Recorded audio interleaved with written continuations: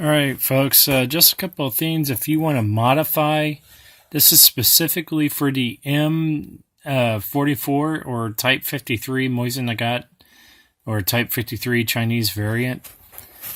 I wanted to take off the front side assembly and the rear side assembly, and of course the handguard lugs. Let's start with the rear assembly.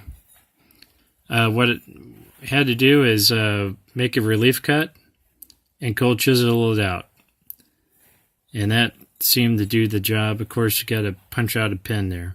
In this case, we cut one out.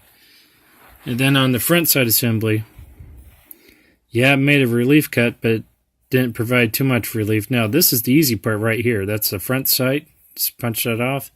The pin next to it fell out just great, but this one had to cut into it. All right. And look, there's no solder inside, so that thing would have hammered off, but we tried hammering it off. No go. Had to put it through a shop press to punch it through. And of course, with your handgun lugs, you gotta twist those off. That takes a while too. So keep in mind, on a M44 or a type 53 Chinese, if I had to do it all over again, I would have not messed with these things. I would have just left them on. So what's different about the M44 and the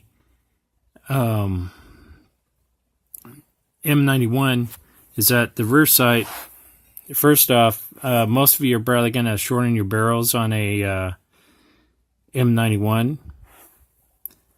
So if you do, you just, there's a pin here and a pin there on the rear side assembly, and you could cut that off.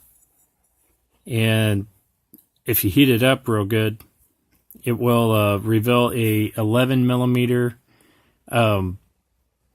dovetail. There's an adapter you can buy off Amazon.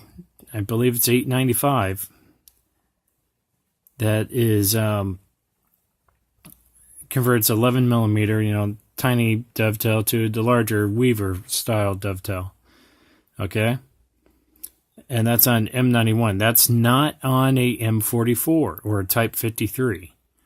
All right? So I'm just putting out the warning. If I had to do it all over again, I would have left that on, and I would have left that on, and I probably would have just punched out the rear sight and the front sight.